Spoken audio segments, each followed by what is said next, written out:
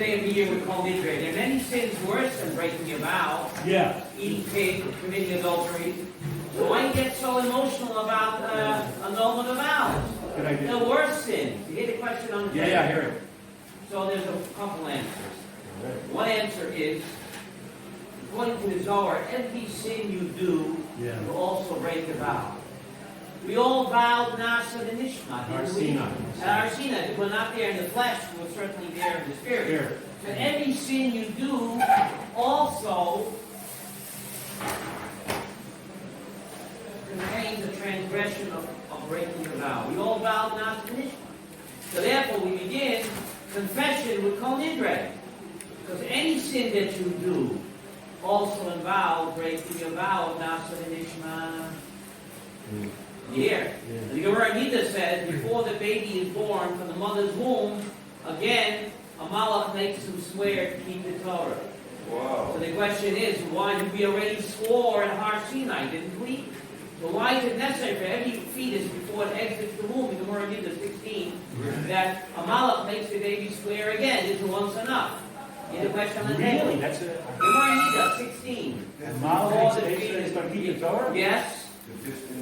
Yeah, we either 16 or 15, 16, no over there. So but we already swore Nasa v'Nishma. For that we swore as a neshama. Now when the baby's getting her goof, so the goof has to swear.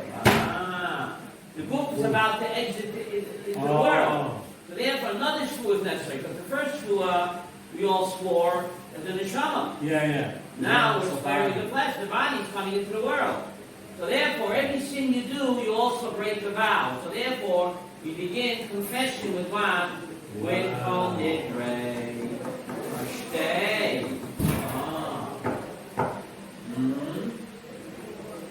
The Parsha Zazinu is always the Parsha of Yom Kipur. There got to be a connection, no? There's no Parsha Zazinu always is the part of the week of Yom Kippur. Wow. So let's see if we can find what? A link between Yom Kippur and Parashat Zazinu, because there are no winky-dinkies, right? Yeah. So let's take a look at the good book. On page 632. It's a good book. Yeah, page Yudala. Top love. Right. 632 Yudala. Here, right on top. Kinesha Yorikino. Like an eagle, God, Kaviyoko, describes himself as what? As a what? An eagle.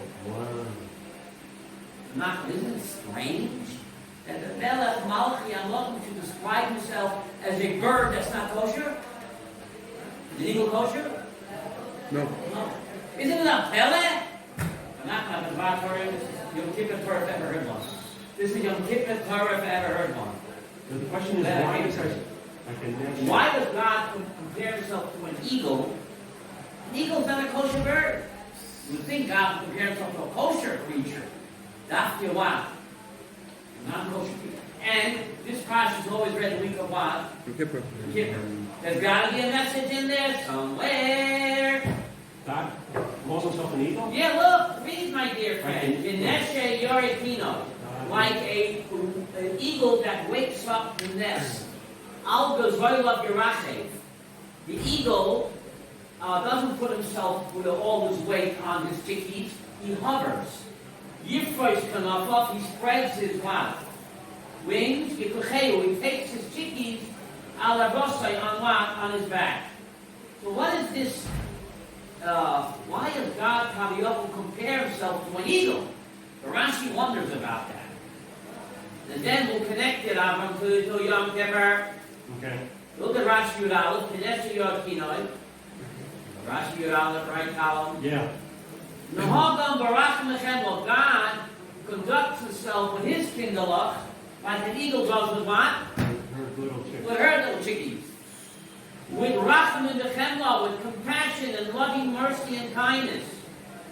Yes? Yeah. Read this Rashi, you don't weep. This Rashi will make me weep. Okay? So you excuse me. Okay. Next. Kanesha Hazeh. Like this eagle. See that? Yeah. Rachmani Albana. The eagle has the most compassion of all birds for its young. Really? Yes. What's proof of that? The National Geographic. Rashi. Before that, to give back. Okay. The eagle, when it comes to the nest, doesn't come to the nest piton. What's piton mean? Immediately. Suddenly. It might frighten the chickies.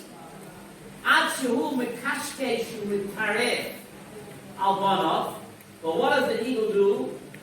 Before it comes to the nest, it wants to get the chickies aroused.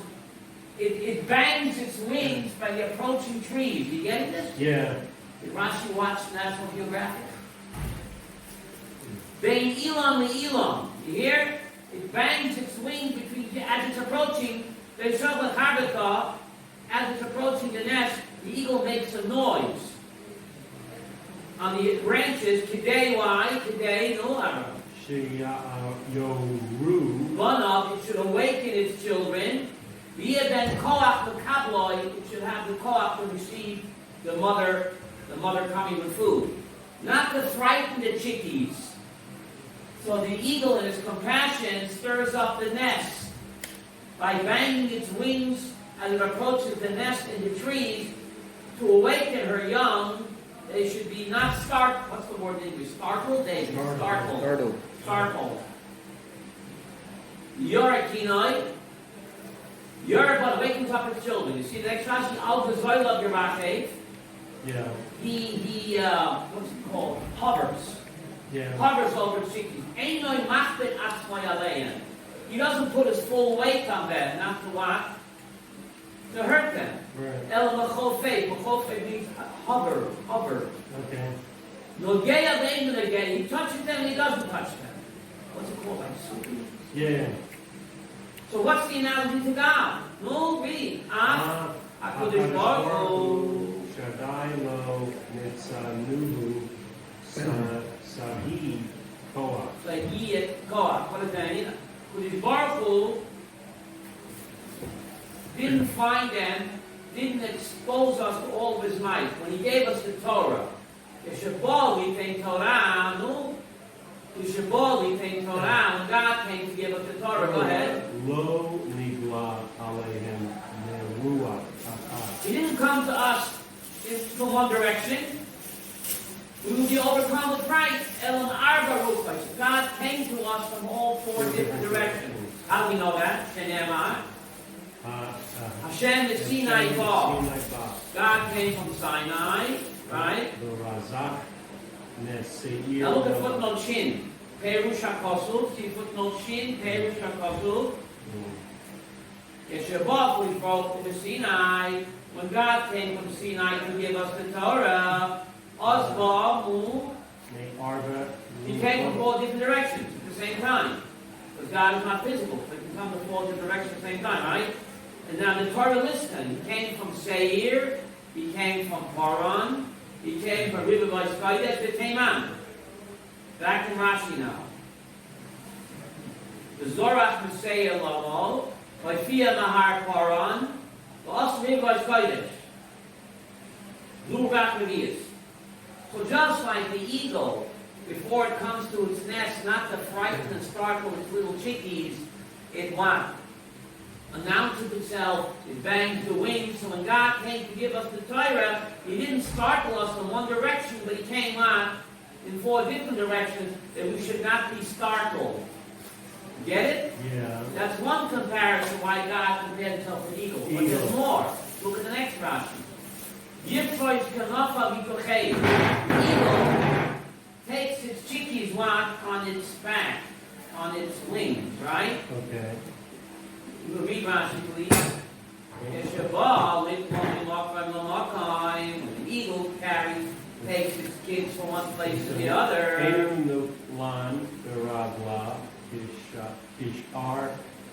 All the other birds, when they carry the young, they carry them where? In their feet. Yeah. But the eagle doesn't do that. Why? The feet. All the other eagles to protect their young, all the other boys to protect their young from the eagle, they hide their kids where? In their claws. You didn't want this? Because they're afraid. They're afraid that what? That the eagle will steal the kids off the back. The eagle flies higher than any bird. So therefore, other birds, when they travel with their kitties, they don't put their kitties on their back of the wings, because the eagle will swoop down and take them. So they hide their kitties in their claws. You see that, Rashi? Therefore, the other birds, when they travel, hide their kids to protect them from the eagle in their claws. See that? Ibnei Hanesher. Abel Hanesher.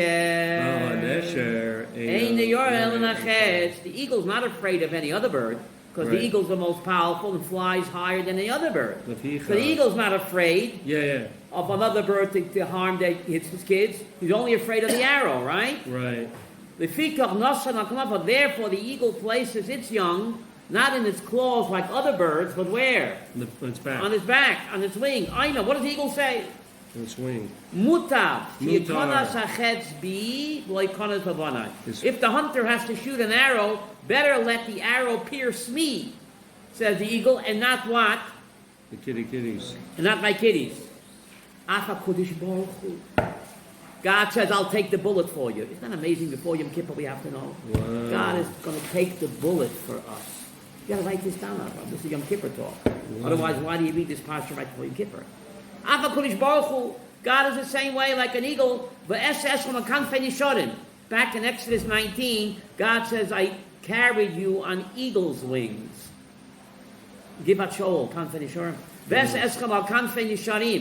Why? Look at this beautiful Rashi, Avram. When the Mitzrayim were pursuing us and they captured us and they cornered us on the Yam, the Mitzrayim was shooting arrows and ballistic missiles. Avne ballistorios, ballistic missile. Get that? So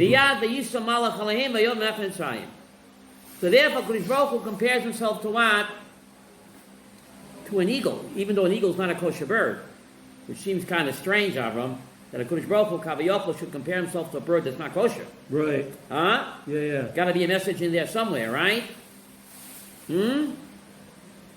And that's the message, right? What's the message? That and protect his young, right? Protect the arrow. Yeah.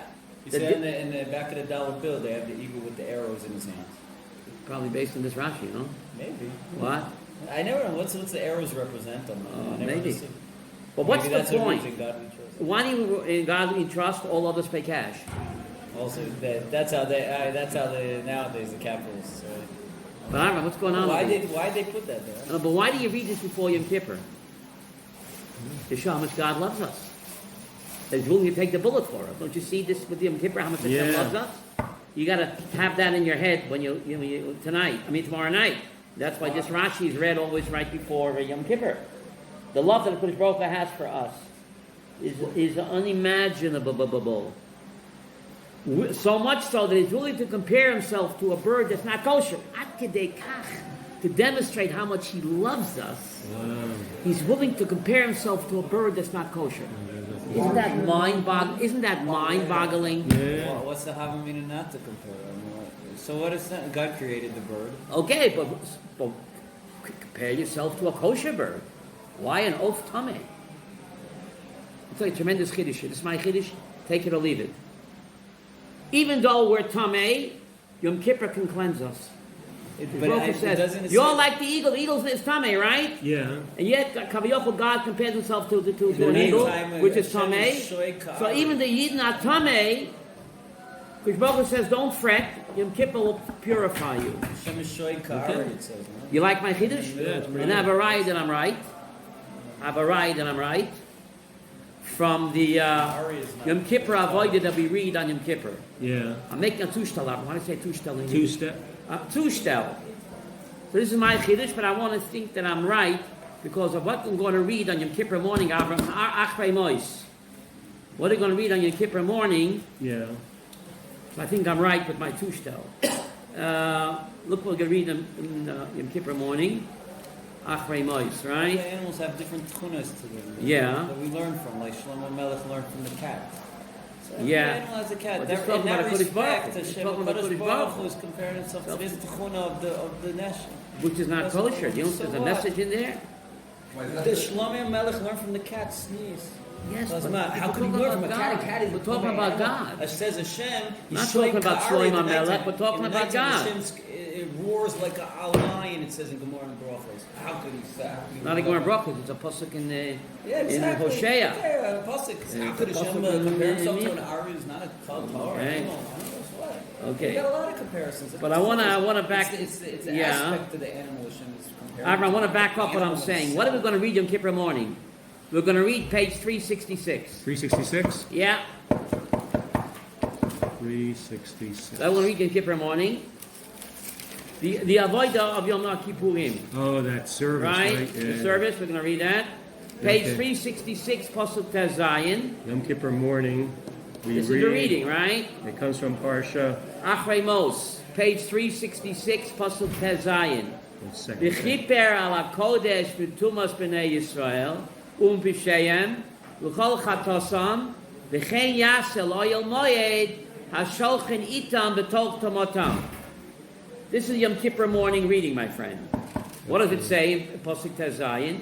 This is V'chiper al HaKodesh, the Kohen shall make kapara for the Kodesh, from the tumah of the Jewish people, and all of their sins, and he should do for the Oyel Moed, Hasholchen itam, that God dwells with them, betoch tomotam. In their tamei, God dwells with them. What does that mean, Abraham? Let me touch this out again. Yeah, no. Towards Tezayin. And he makes atonement The on Kohen God will make atonement when he Upon walks the into the Holy of Holy. Holies from the tomb of the Bnei Yisrael impurity and of their the- transgressions for all of their sins. And so shall he do in the Oyel Moed. Yeah. Hasholchen itam, that the Shekhinah dwells with them. The word Shekhinah. See, Yeah, Sholchen, B'toch Tomasam, in their defilement. What does that mean? The Shekhinah dwells with them in their defilement. What does that mean? Look at Rashi, bottom Rashi, fasten your seatbelt. Bottom Rashi, Hasholchen itam, B'toch Tomasam. What does Rashi say? It tests Zion again, right? Bottom Rashi. Bottom Rashi, Hasholchen itam, B'toch Tomasam. I'm trying to find it. Test Zion. I'm looking at test Zion Rashi. Hasholchen itam, here, right here. Hasholchen itam, B'toch Tomasam. Oh, at the very bottom. Right on. Oh, got it. Okay. Af al pi sheheim tameim shchina b'neihem. Even though that they are. Who is they? Bnei We. Yisrael, we are tame, impure. The shchina is between them. Whoa. Not Hashem. How much God loves us. That's the Yom Kippur morning reading. And I think I want to connect this to the Rashi in Azinu. Okay. That the Nesher is Tameh. So Kodesh Baruch Hu says, don't be too hard on yourself. Oh, Abraham, hear my Chiddush Nifla. God compares himself to an Oif Tameh, Kavayachol. To give us Chiddush. This is my Chiddush Nifla. You can take it or leave it.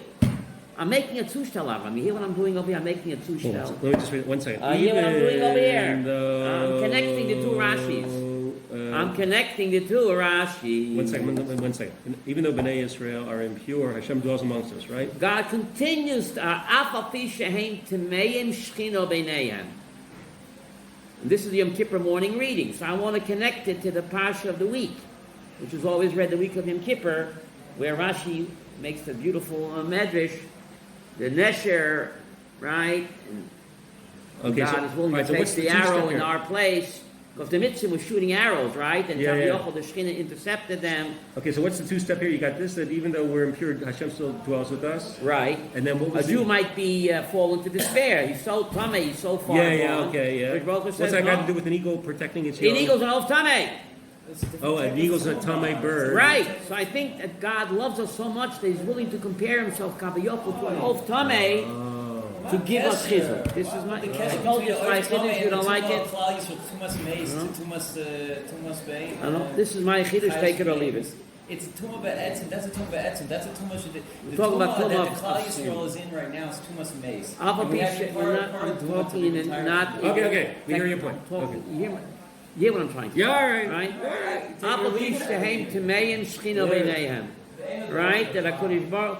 Why would God compare Himself to an oaf tamei? Okay. So this is my humble opinion. You can take it or leave it. It's a free world. No coinky dinky of why this parsha is always read the week of Yom Kippur. Whoa. Okay, how much Hashem loves us, right? Yeah. So we have to know that, and not to be too hard on ourselves. The Rabbi Yonis says that the key to tshuva is to believe in yourself. Hello? Because a person believes he's too far gone, and then he'll never do tshuva. There's no hope for me anyway. Key to tshuva? The Ben Yonis says the key to tshuva is to believe in your own self-worth.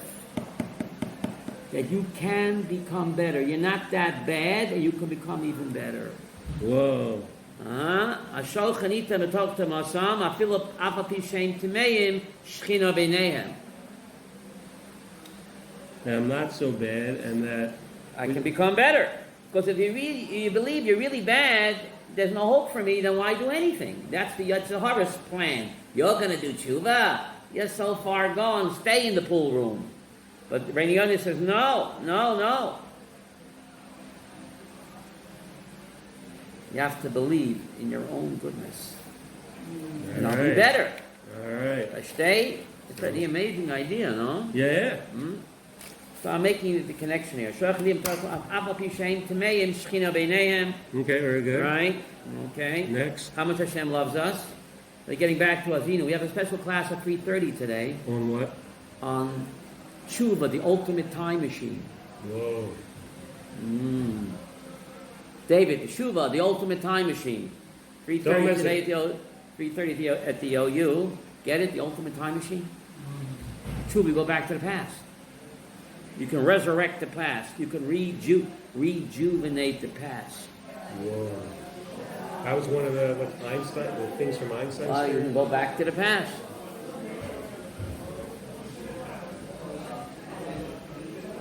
Isn't it an amazing idea? Yeah. Pretty wild. What? The past is dead and gone? No. Not for us, it ain't. That was one of the ideas from Einstein's theory? What? Time is relative? What? Something, yeah. Go back to the past. Speed, who knows what. He believed in the God, you know that.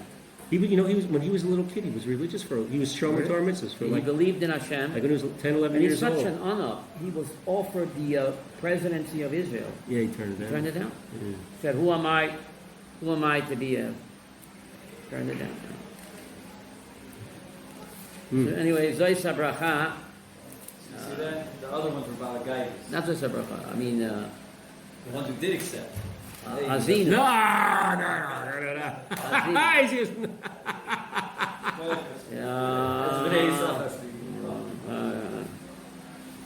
No.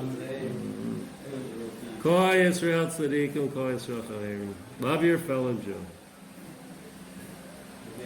It's amazing how Hashem describes us over here with such love. Yeah? This is very good to know right before Yom Kippur. Yeah. Right?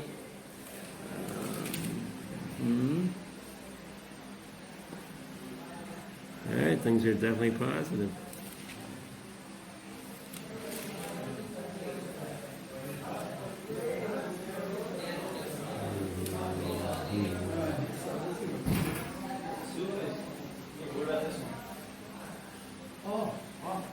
Look at page 636, Pasuk Mem Gimel. 636 Mem Gimel. Right.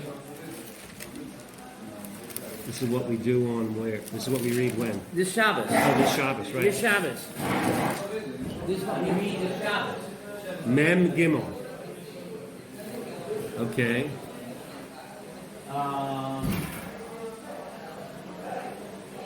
32, 43. See how the English translates that? See how English translates this? Yeah. Can you tell me how the English translates that? Devarim 32:43. 32:43. 32:43. 32:43. 32:43. All right, things are definitely looking up.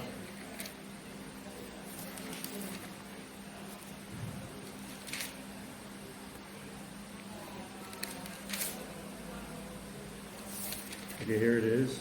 O nations, sing the praises of his people. capital H. And for he, capital H, will avenge the blood of his servants, capital H. He, meaning capital H, will bring retribution upon his foes, and he will appease his land and his people. He will appease his land and his people. What? But look what the Hebrew have. The Kipur ad Mosai Amoy. His land is a kapara for his people. Look at the words literally. You know Hebrew better than me. Look at the last three words in Mem Gimel. The Kipur ad Mosai Amoy. Yeah. His land, whose land? Hashem's land. Will be a kapara for his people. What does that mean, Abraham? Says the Sifri, Rabbi Meir Oimer, Kol ha-yoshev be'eretz Yisrael, Eretz Yisrael mechaperes alav.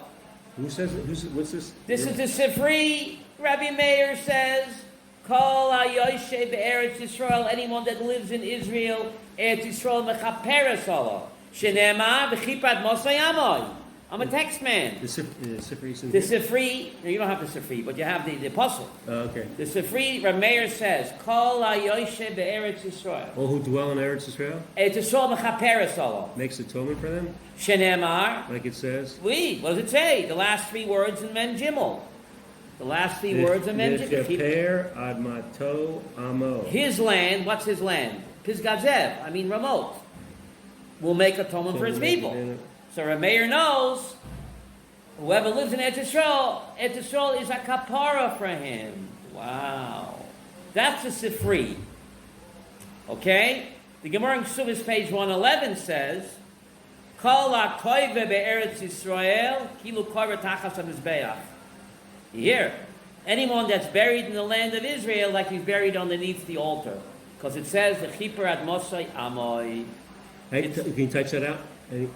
Ksubis, page 111. Anyone that's buried in the land of Israel is like he's buried underneath the altar. Yeah, because it says by the altar, Mizbach Adama Taseli. It says in Pashas Jethro, you shall make me a Mizbach Adama. And it says over here, V'chipad Mosai Amoy, the same word Adama. So just like the Mizbach Adama is a kapara, being buried in the earth of Israel is a kapara like the Mizbeach. Are you getting this? That means the entire earth of Israel atones just like the Mizbach Adama atones. Wow. Avram, you getting this? That the entire land of Israel atones just like the... Why? Gemara in Ksubis makes a zushtel, a gzeir shava. It says, Mizbach Adama Tasali. And it says here, V'chipad Mosai Amo. The altar of... you shall make me an altar of earth. So use the word earth, Adama. And then use the word Adama here by Pisgah Zev. By Ramot, right? So the Gemara makes a gzeir shava. Just like the Mizbach Adama atones, the whole land of Israel atones. When a person is buried in the land of Israel, it's a kapara like the Mizbach Adama.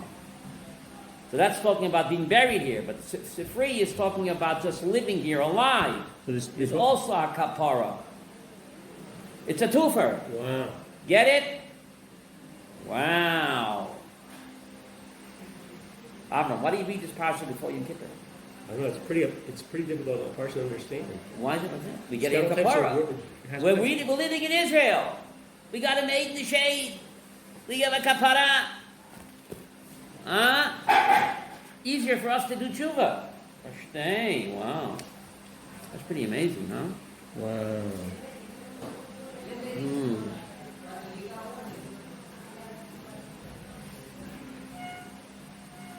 Kol admas Eretz Yisrael mechaperes lo kamo admas hamizbeach.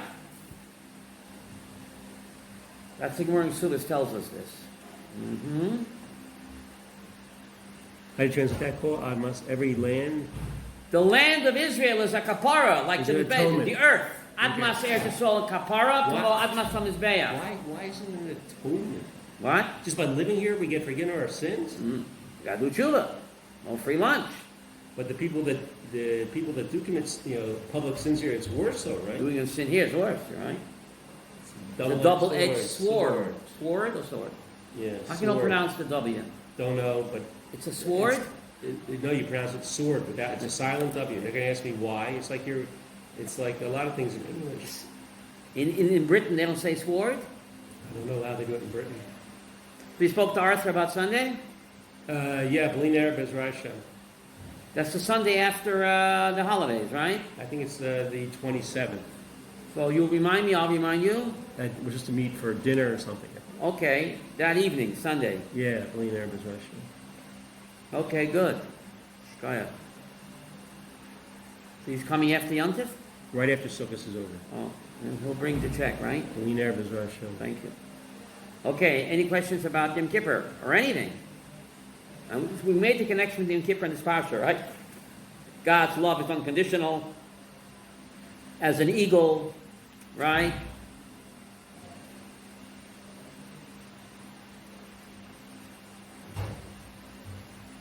Even though we're tamei, He dwells amidst us, despite our sins. Getting this, Avram? Yeah, that's what we said. We said this before. Right? We want to connect the Parashat Zinu, which is always read the week of Yom Kippur. There got to be a connection, right? So we connect. Well, sometimes it's before Yom Kippur, sometimes right after Yom Kippur. Yeah, but it's always around this time. Right around this time. Okay. No, it's not a coincidence. Yeah. Okay, what else about this part? And this is Shabbat Shuvah, right? Yeah. No, it was Shabbat. It was last No, it week. was. I'm excited. Last Shabbos, right? It was Shabbat Shuvah. Did we speak about why Hashem chose Hosea to be the prophet of Shuvah? No. There are many prophets. Why did God choose him? Yes, Mayor, why? Well, you said that his daughter has questions. She didn't ask me anything. Why don't you tell her to call me or send you a Sometimes I paper? have these questions. I have it on Shabbos. I can't write it down. Whenever when I Write it look down at once a Shabbos. I can remember them. Right. Why did God choose the prophet Hosea? Oh, by the way, what was the thing on Devarim 32:43? What were we supposed to learn from there? Kipur Moshe Amoy. That the land of Israel living here. Oh, it makes atonement for us. Right. And we quoted the Sifri and Ksubis, page 110. Actually, Ksubis, page 111. Atones for people living here? Living here. Sifri says living here when you're alive. And Ksubis 111, even if you're buried here. It acts as a kapara. Okay. Versteh? But why did God choose the prophet Hosea of Shuvah? There are many prophets that are qualified. Why dafke him? Get it? In other words, this coming Shabbos... We read it last Shabbos. We read it's called Shabbat Shuvah because the Torah begins Shuvah Yisrael. Right. Said by none other than Hosea. But what about the other 47 Nevi'im? Hosea... Why dafke did God choose him to give the message of Shuvah? Wow. He gave his name to the Shabbos, Shabbat Shuvah. Hosea. Why was he Zoicha? Hosea. Jump in, not Jehoshaphat. Hosea. What did he do? To the Zoiv being given the honor that his Haftorah is the Shabbos Shuvah Haftorah. What did Hosea do To deserve this honor, right? Right. So the Talmud says that he is a descendant of Reuven ben Yaakov.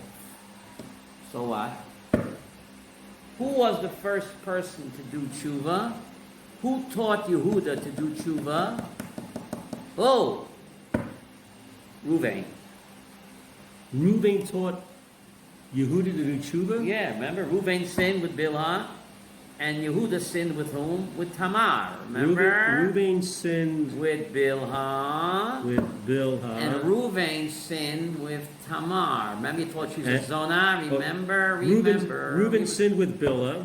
Yeah. And Yehuda sinned with Tamar. Who taught Yehuda to do tshuva? Or who inspired him? Not taught. Who inspired him? Reuven. So therefore, God chose Reuven's descendant, Hosea, to give the message of tshuva. Because he is the first one to do tshuva. Reuven was. You getting this? Yeah, Reuven inspired Yehuda but that's what it says. To tshuva. Right. Because Reuven was the first one to do tshuva. Okay. But is it so? Now you're asking me. Oh, is it so? Is it so, right? We know Adam Arishon did tshuva. The Talmud says, Mizmor Shir L'Yom HaShabbat was written by none other than Adam Arishon. Yeah. That's his tshuva. Mizmor Shir L'Yom HaShabbat. It's good to praise God. That was his psalm of tshuva. So we see, didn't Adam live before Reuven ben Yaakov? Yeah. So why does the Talmud say that Reuven ben Yaakov was the first to do tshuva? Adam was the first. So the answer is, Adam did tshuva me'yirah. Reuven was the first human being to do tshuva me'ahava, which is a much higher level. And therefore God chose his descendant, Reuven's descendant, Hosea, to be the prophet of tshuva. Because his great-great-grandpa taught the doctrine of tshuva me'ahava. Until then, people were doing tshuva me'yirah, which is also great, but it's not nearly as great as what? Tshuva me'ahava. And therefore, he won the prize. Hosea did, because his great-great-grandpa taught the doctrine of tshuva me'ahava. We can actually turn a sin into a win. So Hosea was a descendant of Reuben. A Reuben ben Yaakov. There are many Reubens. Reuben ben Yaakov. Yeah. Hosea was a descendant of Reuben, right? Right on. And he's the one that was the first one to do tshuva. But is that true? Adam did tshuva, but he did tshuva me'yirah. Okay? Reuben. I'll be right back, okay? Yeah, sure. Write down your questions. I'll be back soon. I didn't forget them.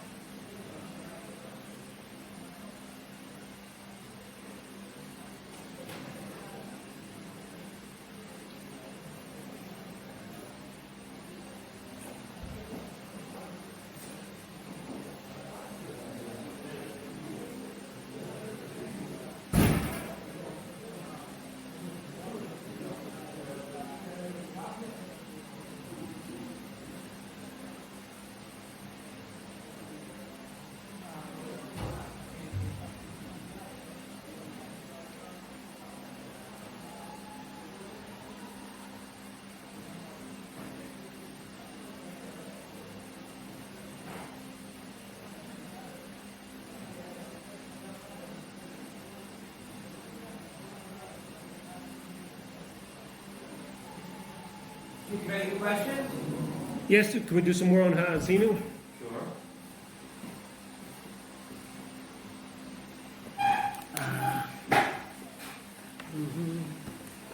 Today, new Torah Tidbits comes out. Oh, a new one comes out today. Yeah. Oh, that's good. Okay, so we're doing Azino, and we Yeah. connect it to Yom Kippur, all right? Or just in general. What does it mean? It's pretty, like some of the words there are pretty flowery, you know? Yeah. It's not like a simple, Uh-huh. Now, you look at page 635, Pasuk Lamed Tet. Keep in mind there are no extra words in the Torah. I mean, read it slowly and tell me. 635 Lamed Tet. What Yeah. word's extra there? Oh, Re'u. you read it. Yeah, okay. Re'u. Ata ki ani, anihu ve'ein Elohim imadi. Ani meet va'achayeh machatzti va'ani erpa ve'ein miyadi matzil. Okay, see now, because I am he. Is there an extra I there? I there. Seems like an extra I here. And there is not God. There's no other power with me, right? No other God with me? No other power God with me. This is Hashem speaking? Right. I am what? Truth? Anomit, I put to death. V'achayeh. I put to death. And I make to live. Mechatzti. What's that? I wound. Oh, machatz means to wound. Wound. I wound and I heal, and there is nothing from my hand that is no successful. one can get any Anyone can be Hatzalah successful. besides me. No one can be You missed a successful. lot of things. Oh, you missed. Sorry. No one can be. What No one page can be is that? successful without me wanting it, right?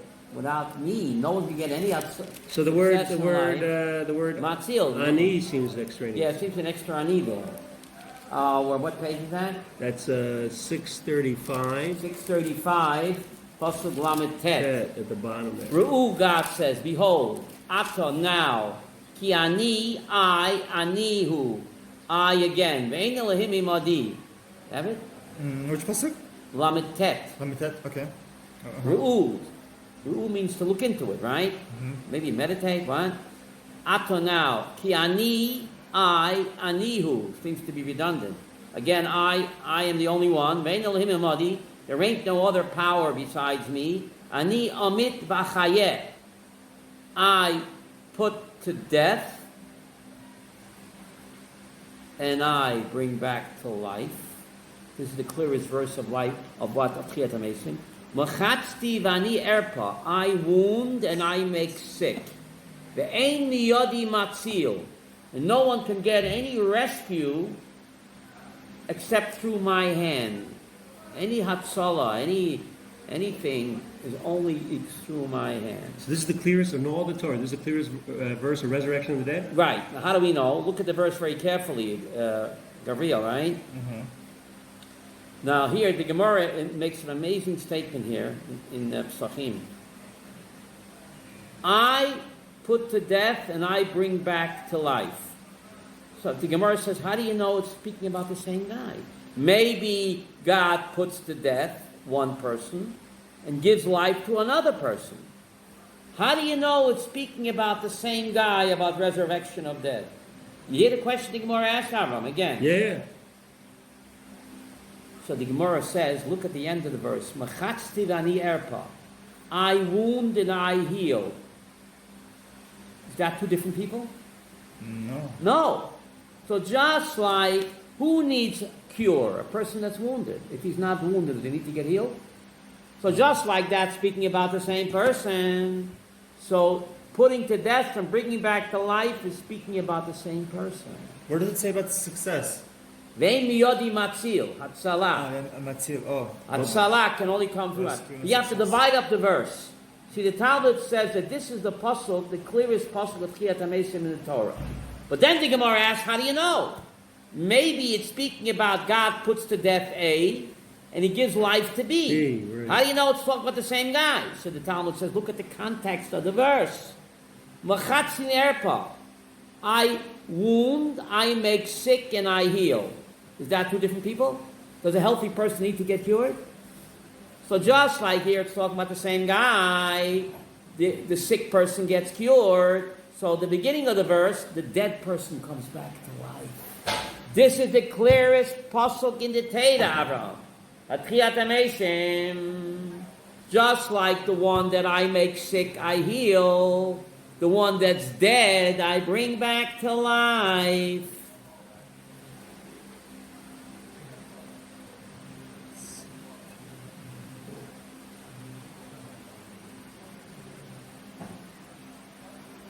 Are you with me or you're not?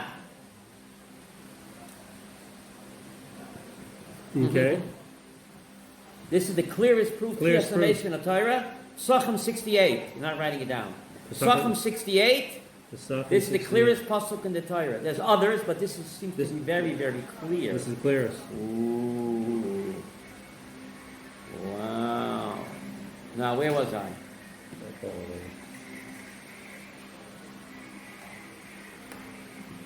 So why does it say I need twice? It says twice I need, doesn't it? Lamed Tet. Does it say twice I need? Rashi's bothered by that. Gabriel, right? Rashi's bothered by that. Why is I need twice? So tell me, what does Rashi say, Avram? 1 second, can you tell me what place it is? 635, right? Why is it I need twice? Lamites. Yeah, good question. So Rashi asked that question. See that? Yeah, what's he say? Look at the bottom Rashi, Lamites. Ruata. See the bottom Rashi? Ruata. See now? Yeah. No? Havinu Mina pranios. shehev. Understand from the punishment that I bring on you. Ve'en lechem Moshiach. No one can help you except Hashem. Wow. He ain't going to help you. He ain't going to help you. Umina teshua she'ashiachem. From the salvation which I will save you. Ve'en moche biyadi. What? What's this mean? Mina teshua she'ashiachem. From the salvation which I will save you and rescue you. Ve'en moche biyadi. No one can protest from my hand. It's useless to try to fight me. Useless. Anihu. What's bothering Rashi? I don't know if something's bothering him because he comments. Rashi will only comment when something is bothering him. What's bothering him here? Lahashpil. We're not up to the teretz yet. Oh. What's bothering Rashi? That they use the word ani twice? Why does God say it, I am twice? So what does Rashi answer? No? Ani lahashpil Aaron v'ani laharim. Why is ani twice? What is lahashpil? I am the one that casts down, and I am the one that lifts up. There isn't no two powers. Mm-hmm. So, Whether it's good or chas v'sholom better, what I mean better, Yeah. it's all Him.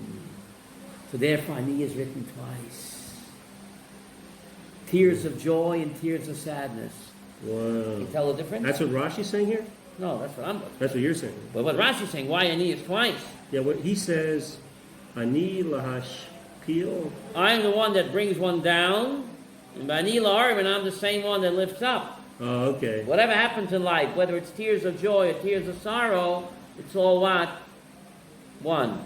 God is so benevolent with His emotions. How come He was economical when it comes to expressing joy and sorrow, Avram? Why was He economical? You my question? Yeah, Hashem God is very benevolent. he doesn't wear his emotions on his, You know, God is very benevolent. He gives us a lot of emotions. So why, when it comes to expressing he sorrow and joy? He doesn't talk about emotions. No, so about much. us. Why does God, we express our, God gives us so many ways to express ourselves. Yeah. Why, when it comes to grief and sorrow, Yeah. and joy and sorrow, I mean, we express it the same way. A person's very sad, he cries. A person's very happy, you what? He laughs, he's joyous, he's glad. But it's tears. Oh, that's, yeah. Why? Tears of joy. Because emotion. Very emotional. But God is so benevolent. Why was He economical over here? Couldn't we express our great joy and great sadness differently? Why dafka the same way with tears? It's I'm asking you. it's a pasuk here, right? Where's the The pasuk? answer is ani. Whether it's tears of joy or chas v'sholom, tears of sorrow, it's the same source. So to prove that, we express great sorrow and great joy the same way. What? Crying. Sometimes you don't know if a person is it's not that people laugh so hard, you don't realize they cry. Yeah. Is that a quinkydinky, Avram? What? Why does God do that? Ani. It's all one.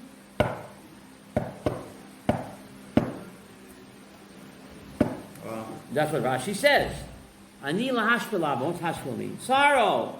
Vani lahorim. Joy. It's the same one and only God. There's one source. Therefore, Avram, please hear me. What's the happiest day in the Jewish calendar? Yom Kippur? What's the saddest day in the Jewish calendar? Yom Kippur? Tisha B'Av. Oh, Tisha B'Av. It's expressed the same way. Isn't it strange that the happiest day in the Jewish calendar, which is Yom Kippur, and the saddest day is expressed the same way? Yes. What do you The mean? same 5 things you can't do on Tisha B'Av. Oh. The same 5 things you can't do what? Avram, you don't think it's bizarre to express the saddest day and the happiest day the same way? Yeah. What's the message? So, yeah. Wow! To serve Hashem. It's all him.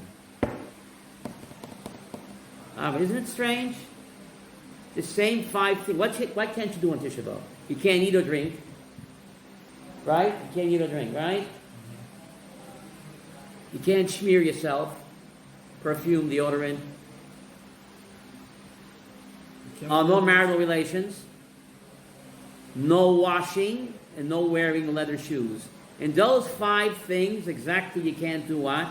Yom Kippur. Exactly. So isn't it strange to express the happiest day, Yom Kippur, and the saddest day, Tisha B'Av, the same? Why do we do that? He said why. It's all one. That's why he says, Ani twice. Don't you get it?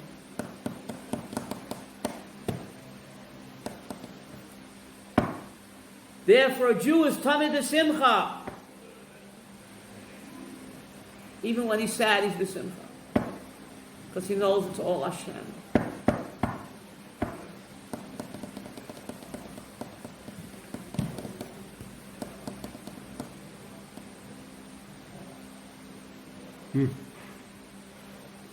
Are you getting this?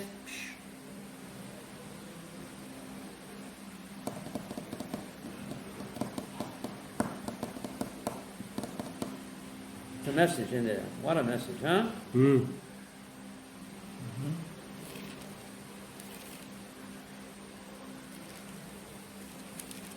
Any questions on Yom Kippur?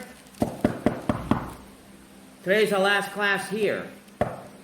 But we have a class 3:30 at the OU. I remember we have tomorrow, Thursday, 2 o'clock at the OU.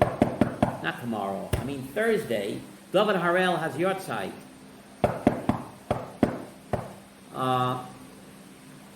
But today at 3:30 at the OU we have about the ultimate time machine. Tshuva is the ultimate time machine.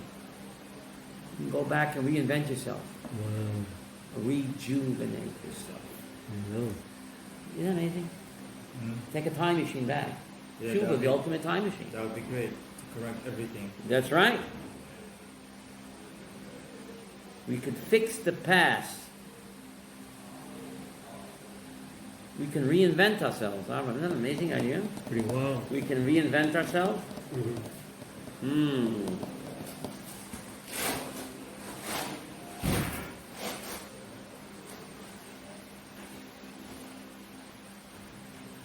It's just amazing, this idea.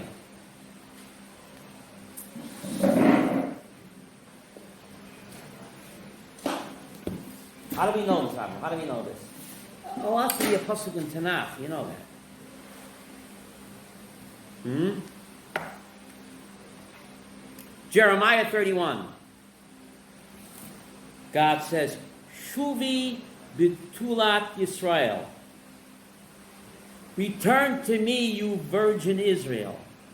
Why does God call us a Betula? Where would we read this where? We don't read this. It's Jeremiah 31. It's just, okay. Shuvi Betulat Yisrael. And why do they call it? Why does God call us a Betula? Because it's like we didn't sin or something like that? Bueno, you're the man in the home run. When was this? Right after Sinai? Jeremiah 31. Jeremiah was a prophet, was a good friend of mine. God calls us a Betula. Just like a Betula never sinned. You do tshuva, you become a Betula again. I think it's called born again. Jeremiah 31. It's Yom Kippur talk. You have to write it. But what does that have to do with Yom? What does that have to do with Yom Kippur though? What does Jeremiah talk about tshuva? Jeremiah talks about that's what Shuvi Yisrael, Shuvi, B'tulat Yisrael. So says Jeremiah. God says, return my virgin Israel. So why does God call us a Betula? So just like a Betula never sinned, through tshuva, we can become a Betula again. How do you say born again in English? I mean in Hebrew, how do you say born again? Mm-hmm. Ah, that's pretty amazing. Through tshuva, Through tshuva, what? Through tshuva, we can do what? We can become a Betula again. God compares us to a virgin, just like a virgin is pure, never sinned. When we do tshuva, we can become pure again like a virgin. That's an amazing idea. Jeremiah 31. Avram. We have a Bible here? Somewhere. Here. No, but Jeremiah. This doesn't have Jeremiah in it?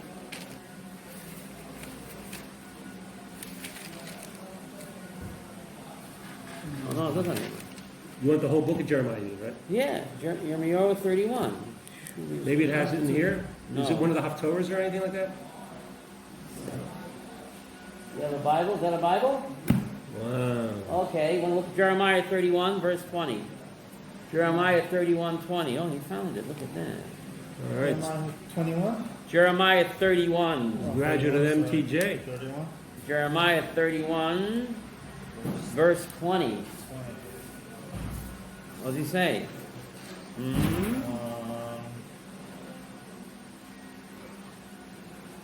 TV, La. Let me see. 1 second.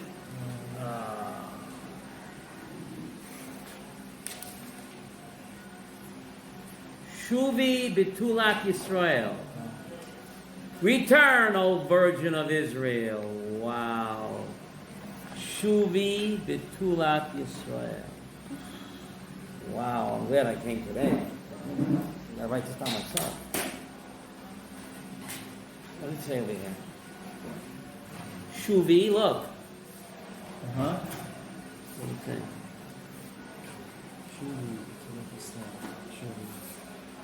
Wow, Harvard. See that? Pretty amazing, huh? You don't think so? Yeah.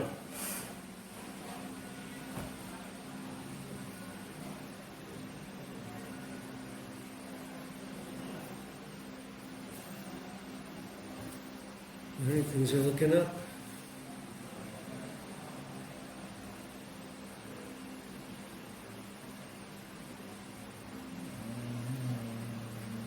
Shuvi.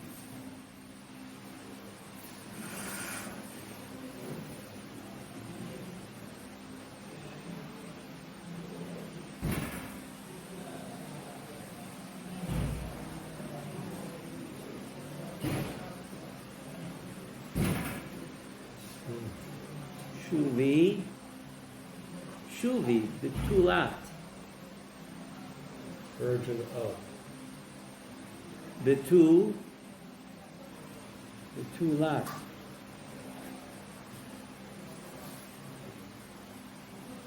Shuvi.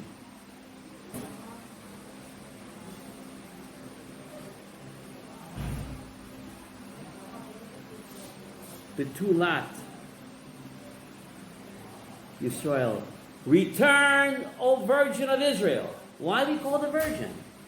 I just told you why. Just like a virgin woman is pure. So when we do tshuva, we become like a Betula again. What an idea from Jeremiah 31. Why is it Betula pure? She never sinned. She's not a Betula. So therefore Yirmiyahu tells us, Shuvi Betulat Yisrael. Also, Because- a married woman also never sinned. Oh, you know what I mean. I'm talking about a virgin. That's what it's referring Vashtei, you know what I mean, right? What Jeremiah. I didn't know that the context. I didn't know That's the analogy. Yeah, I didn't know that was it. So therefore, tshuva is the ultimate time machine, all right, Avram? You can reinvent yourself or rejuvenate. Gabriel, rejuvenate yourself. So you don't have to feel bad. Everybody makes mistakes. And everybody sins. The beautiful part is that you can turn a sin into what? And so A now, win. Sin into a win. Tshuva mehava, Avram. Right? Tshuva mehava. You ate a cheeseburger 29 years ago. And you do tshuva mehava, that cheeseburger sin becomes a win. Isn't it mind-boggling how much God loves us? It's just unimaginable. But you've got to believe in the Korach HaTshuva. In order for tshuva to work, you've got to believe it works. Should I repeat that? You got to believe. It can't work if you don't believe it works. Because we create our own reality, positive or negative.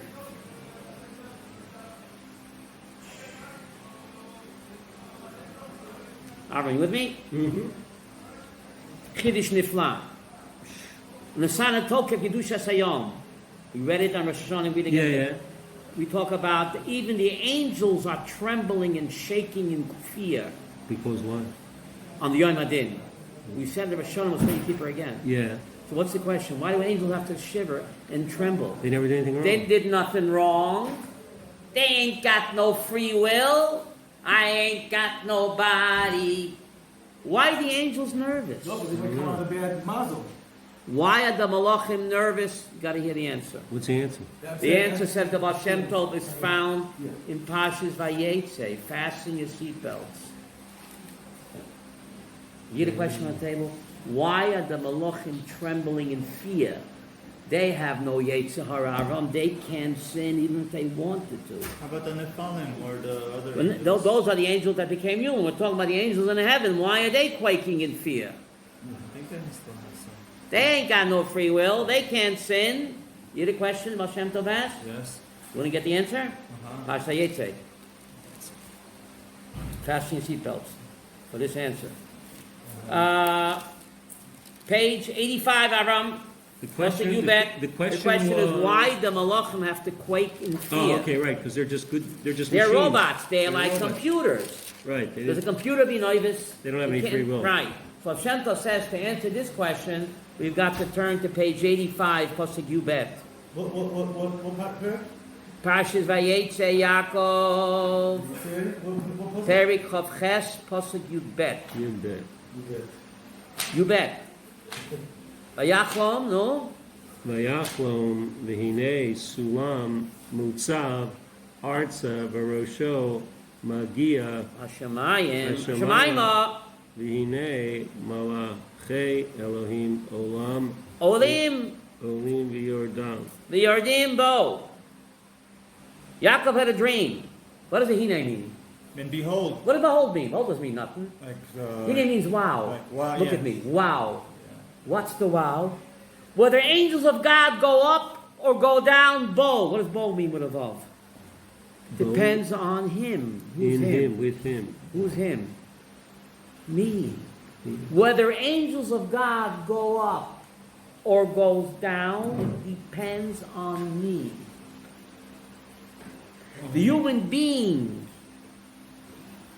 is so awesome that what we do down here affects even the malachim in the heavens. Wow. So the malachim have good reason to tremble because their destiny and their fate, F-A-T-E, depends on what?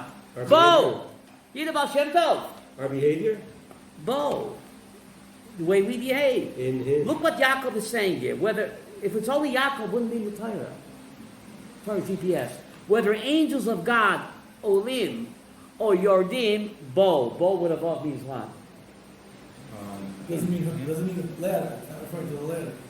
What does Bo mean? Ask Kelly Upan teacher. Bo means in him, Avram. Bo with him. Bo means him. Yeah. No? Bo with a The vav. ladder Yeah. would say Bob. He's not talking about the ladder. I would think part The of ladder is Bo. I would think part of that maybe the Jewish now, or maybe because the ladder would be Bob. That's what But why is that I'm not important? a grammatical expert. I'm saying maybe it means We're Bob. talking about Sulam. Is that It says already Sulam, Avram. I wonder how the Art Scroll translates that. But you hear the Baal Shem Tov, you don't hear beautiful? That's why the Malachim are nervous. Maybe he's saying up there's Jewish. Maybe That's it's a drush. That's not Poshim Shat, but that's why he says why the Malachim are trembling on the Yom Adim. Pasha Vayetze, right? Vayetze? Vayetze. That's where that pasuk came from. Right? Yeah, take a look. They say on it. Does Bo mean it? Bo means him. Doesn't Bo with above, you know Hebrew better than me. Doesn't Bo with above mean him? In him, with him, by him. What are you saying it for?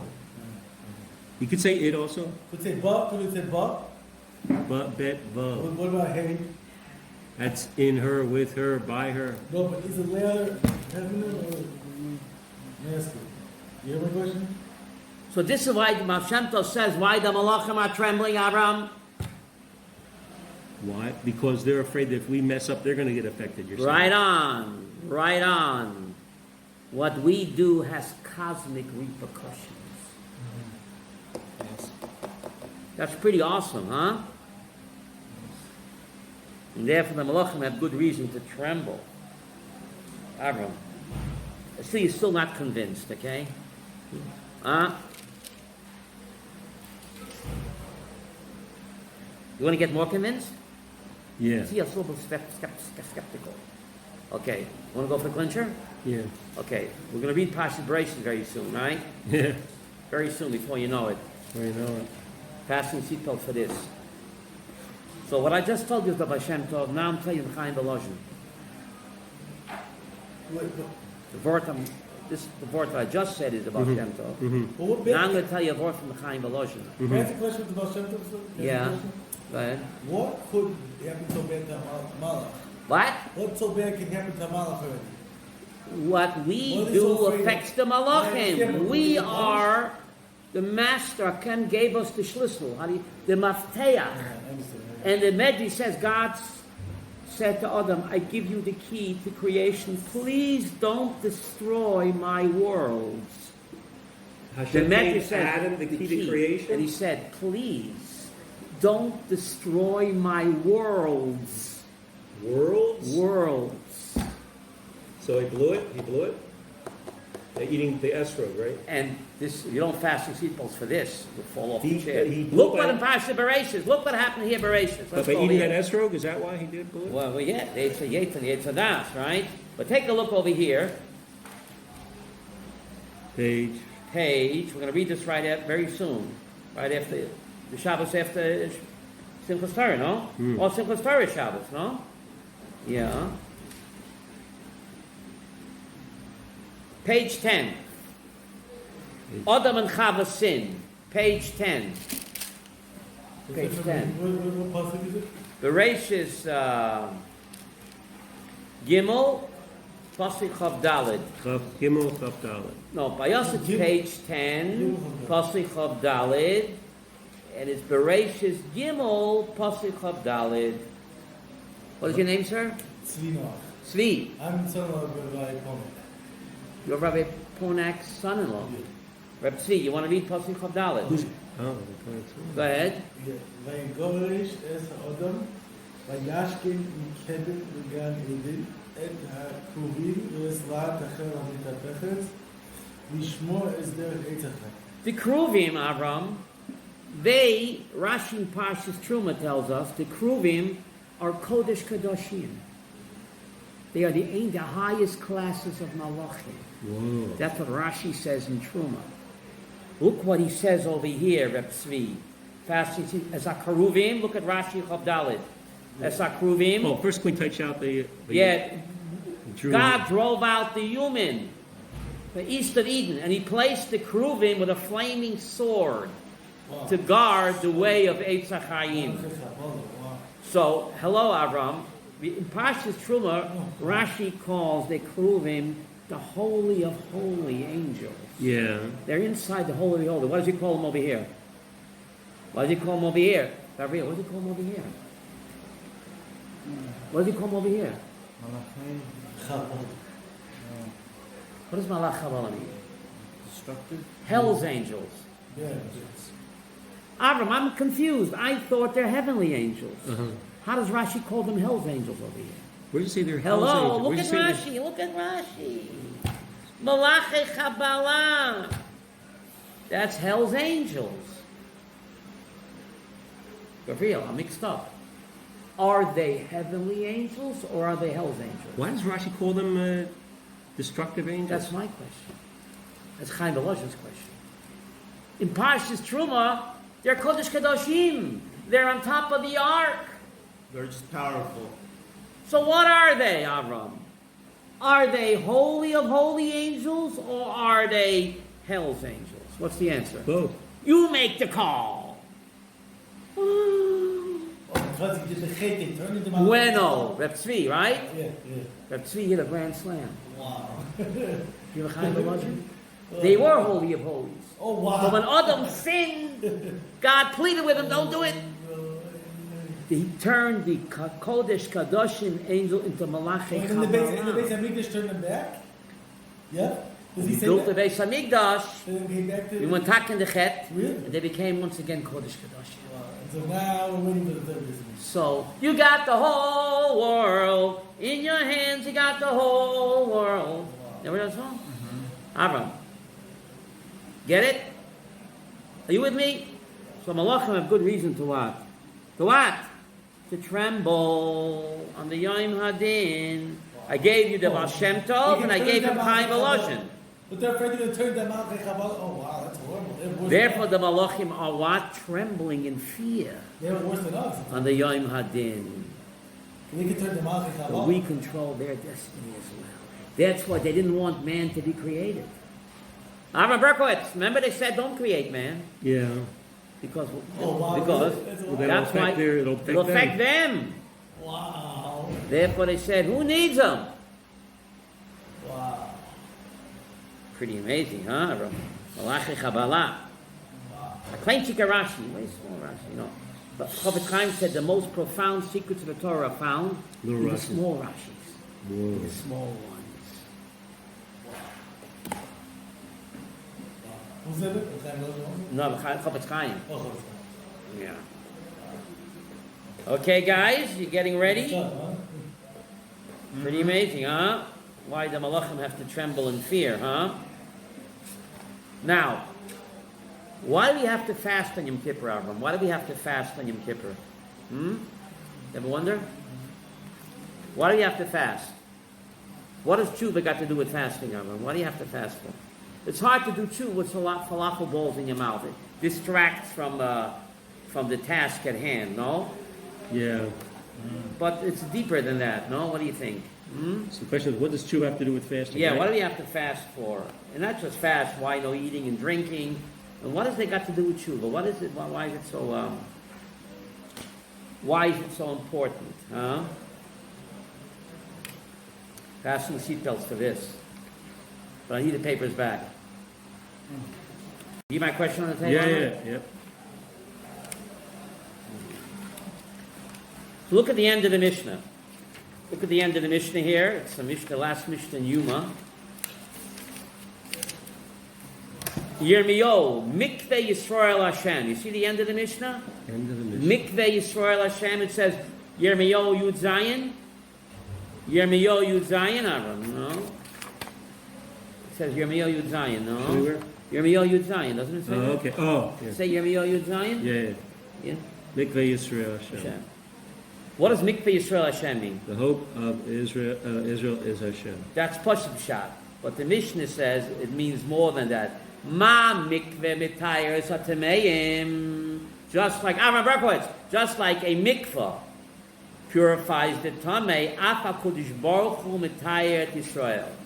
So Kudish Baruch Hu purifies Israel. Wow. What's the Mishnah saying? Seems On like- Yom Kippur, God acts like our mikveh. Are you getting this? Wow. The Holy Mishnah says, there's a pasuk in Jeremiah, Mikveh Yisrael Hashem. Normally means hope, right? But the Mishnah says, Ma mikveh mitayers hatameim. Just like a mikveh, ritual pool, purifies the tamei, afa kodesh baruch hu mitayers Yisrael. This time on Yom Kippur? On Yom Kippur. This is the Metzias that happens. God acts as our mikveh, says the Mishnah. Avram. Now we know in Hebrew when the one word has two different meanings, they have to have what? What does hope got to do with a ritual pool? Avram Berkowitz. Mikveh means hope. Mikveh also means what? A ritual pool. Avram. Yeah. When in Hebrew you have one word with two different meanings, it got to be what? There has to be a connection Yeah, what's the connection? between hope and... When a woman goes to the mikveh, doesn't she hope she'll She hopes. conceive? Yeah. Are you getting this? Yeah. Okay. Let's move on. So the Mishnah says, Avram Berkowitz, it's a good title for a talk, no? Yeah. God is our mikveh on Yom Kippur. Yom Kippur, God's mikveh, Avram. Wow. Too late for that, right? But listen. Reb Tzvi, right? Yes. And Reb Gavriel, fasting seatbelts. Just like, so the Mishnah says that God acts like our mikvah in Kipur. That's what the Mishnah says, right? Pretty mind-boggling, right? Just like a mikvah, you have to wrap yourself totally in a mikvah. Yeah. If even one hair out of them sticks out, can the mikvah help you? No. You got to be totally, what's the word? Immersed. Immersed. Without any chatzitza. How do you say chatzitza in English? Break. Chatzitza, Interruption. Instructions. Obstructions. Otherwise, mikvah can help you. Yom Kippur is God's mikvah. So eating and drinking is a chatzitza. It's a distraction. You got to be totally immersed in God's loving embrace without any chatzitza. Eating and drinking and smearing and marital relations is a chatzitza. Therefore, you have to abstain on Yom Kippur because the physical pleasures are a chatzitza. And you know when you go into a mikvah, if there's even one chatzitza, it doesn't work. Wow. You got to be totally in Hashem's embrace without any obstruction. The falafel balls and the smearing becomes a chatzitza. Don't you? Wow. Our body becomes a chatzitza. So therefore the body is ignored on Yom Kippur. Aram, the body is a chatzitza. I'm a soul man. Big Chiddush. The word atonement, Avram. Atonement. Put up the word. At 1 mint. At one moment. You want to be at one with him. Wow. So therefore you have to ignore the chatzitza. What's the chatzitza? The flesh. Yom Kippur is the ultimate out-of-body experience. Avram, what did I just say? Yom Kippur is the ultimate out-of-body experience. That's right. And I know that from the Mishnah. Because the Mishnah says God is our mikvah on Yom Kippur. But a mikvah can't have no chatzitza. The body becomes a chatzitza. So you ignore the body. Yom Kippur, I'm immersing in Hashem's mikvah. Oh, God is my mikvah, kaviyachol. That's pretty amazing. Pretty wild.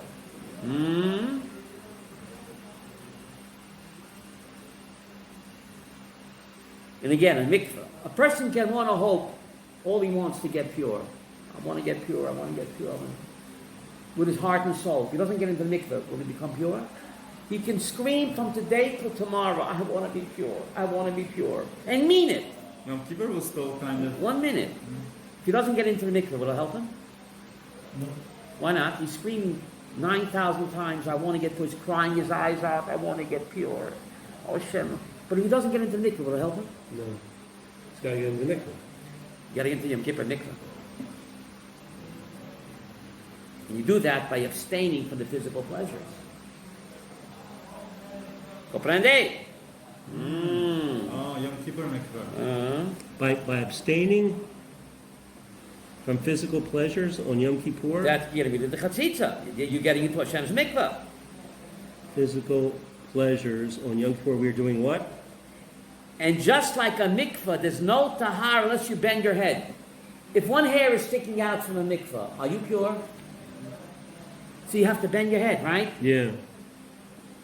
So on Yom Kippur, Hashem's mikvah, you have to bend your head to Hashem. You understand? Just like in a mikvah, you have to bend your head. Yeah. So on Yom Kippur, you have to bend your head. Right. We Bend said down to Hashem. by abstaining from physical pleasures on Yom Kippur, what was the second half of the sentence? You are being enveloped in God's mikvah. Because the physical pleasures act like a chatzitza.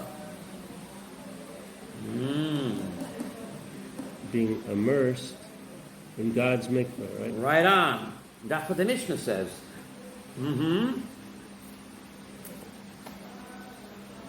Mishnah. The last Mishnah in Masechta Yuma.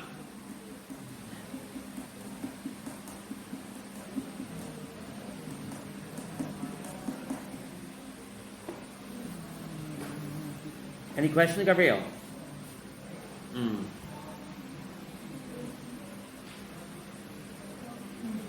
I have a question, a little side point.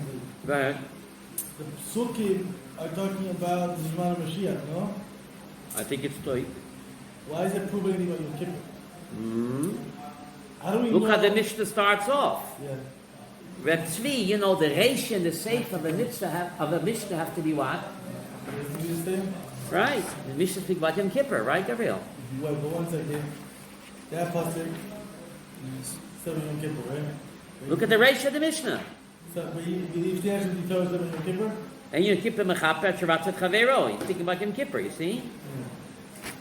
So the Reish and the Sefer are speaking about the same subject. So you see, No, I know miraculous- that. Yeah, I know. I agree with 7 Yom Kippur. I'm asking Rabbi Akiva.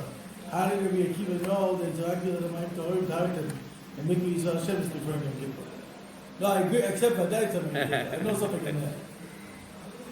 That's the context, yeah, 100%. I'm very into context. Okay, Yom Kippur mechaper speaking about Yom Kippur. But these talking about Mashiach. if I'm not mistaken. Yeah, but if you see that So how Rabbi do we know Akiva is Yom Kippur applying is them, Mashiach? I hear your question. How do we know Yom Kippur is like Mashiach? That's my question.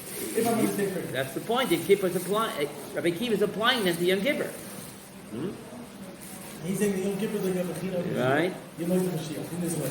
Okay, It's yeah.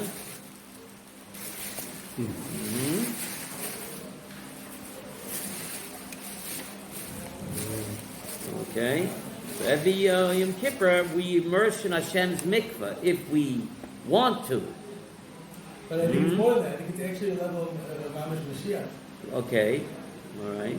Because he's just saying Mamik Mutazit's name, Alpha Kushbok Mutazit's show. In other words, it's the mikveh. That's every Yom Kippur. No, I Rabbi understand. Akiva is saying it's every Yeah. Yom Kippur, not just Yom Mashiach. Right. That's Yom Kippur. Rabbi Akiva's whole point. Yeah.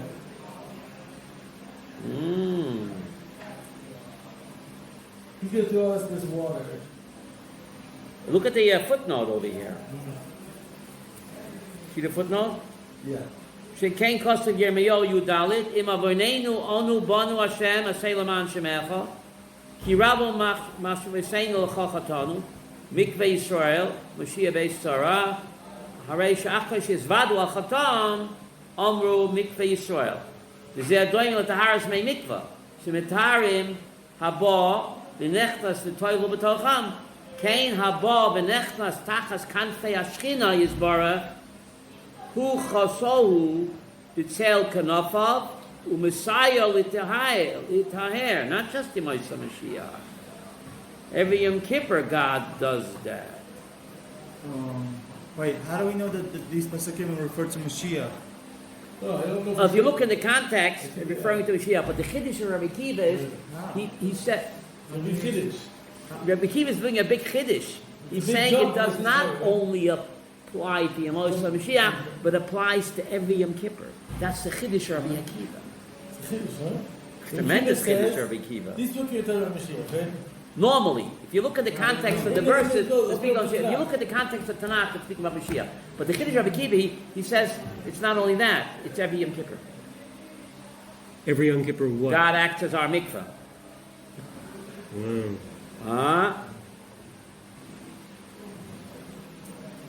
That's the great Chiddush of Rabbi Akiva. Ashreichem, Ashreichem, Ashreichem Yisrael. Lifnei miyatem etarim, mi metaher eschem.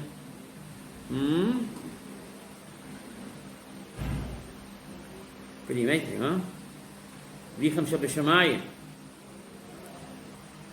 Right, so this parish here says Nicholas Tachet Kampi Shrina, so Yisbarach. That's Every Yom that's Kippur. a Mashiach. In other words, That's every Yom Kippur. a slight level. What?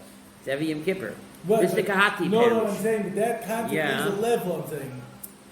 That's why Rabbi Akiva Okay. is extending it. It's Chiddush, that's right. That's Because tremendous Chiddush of Rabbi Akiva, right? Shaykh Stakers was a level of Mashiach. Yeah. Level, I'm saying Mashiach, saying of Yal Hashem to everyone. I'm saying anything. But I'm going to say, is Avichim Shabashamayim, I'm going to back it up. Why does God act like our mikveh? Why? Avichim Shabashamayim, He's our loving Father. You hear Rabbi Akiva saying? Why does God act as our mikveh? Avichim Shabashamayim, Ashreichem Yisrael. Ashreichem Yisrael, Avichim Shabashamayim, Avram. Is our Father in heaven. He's our beloved parent. So therefore, He, what? Will lovingly embrace us as a mikvah on Yom Kippur. It's in His interest. Isn't it a parent's interest to correct his wayward child? Pretty amazing.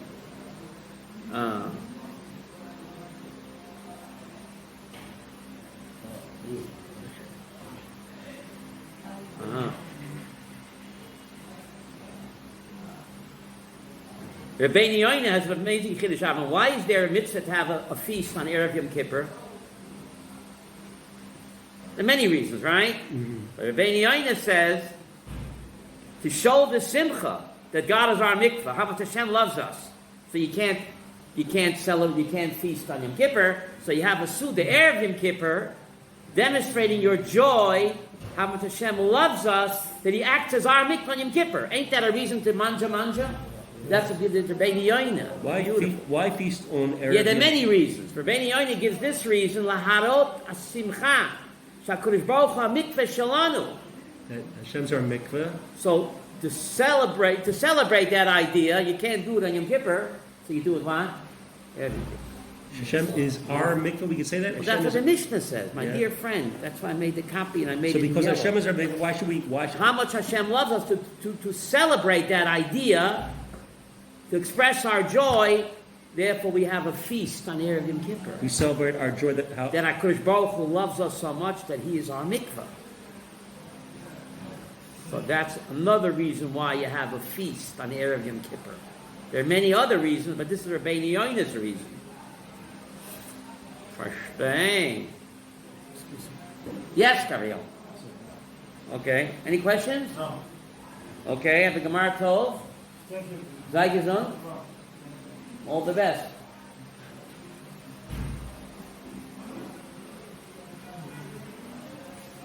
Any questions, comments? Gabriel. Yes. So I'll see you after the Chag later, right? Yes. Gemara Tov. You going to be here for the Yom Tov? Yes. Okay. Gemara Tov. I'm going to be out of town. I'm a rabbi in a hotel, so I won't be in Jerusalem. So I'll see you, God willing, after. Okay? Hope to see you. All the best. If you want to call me, call me. If you have any questions, call me. Write down my number. 02 is my area code. 5850-827. 02 is my area code. Jerusalem. You don't need that. In Jerusalem, you don't have to dial 02. If you're dialing a cell phone, you have to dial 02, right, Avram? Yeah, 02 you have to 5850-827. Cell phone, you always have to put in the area code. 02-5850-827. We'll be the rabbi in the Malach HaMishah. Oh, you're going to be there? Yes. Whose program is that? It's a Tour Plus program. Oh, so you're going to be the rabbi? Yeah, I'm giving beautiful lectures there. Maybe you can come. What, all sukkahs? All sukkahs are. I'm giving good assurance. I'm giving you sure listen. Ismachad, you can take it with you. Simchat Torah and Yizkor. That's a beautiful hotel, by the way. Simchat Torah and Yizkor, the odd couple. Simchat Torah and Yizkor, isn't that the odd couple? Yizkor, you're sad. Why do you say Yizkor and Simchat Torah? Yizkor is Sarah, right? Yizkor, you say Yizkor. Yizkor. Simchat Torah and Yizkor. Isn't that the odd couple? Oh, because you say Yizkor on Simchat Torah? Yeah, isn't that strange? Yeah, that's a good question. The Sukkah, virtual heaven on earth. Wow. Will Sukkah be a universal Yom Tov when Mashiach comes? Wow. Zechariah says Sukkot will be a universal Yom Tov. You mean the United Nations will have to Even keep the it? UN will celebrate it. Even Iran. But why? They don't. Let them just stop murdering people. Public shaming in Israel's elections, a sin to die for? Public shaming in Israel's elections. Maybe skip that one. A sin to die for? Wow, that'd be pretty controversial. You get a lot of people out of it. Right? Oh, how about, and you should have a follow-up to that. After every election in Israel, the whole country has to go to a mikveh. That's right. Not so simple.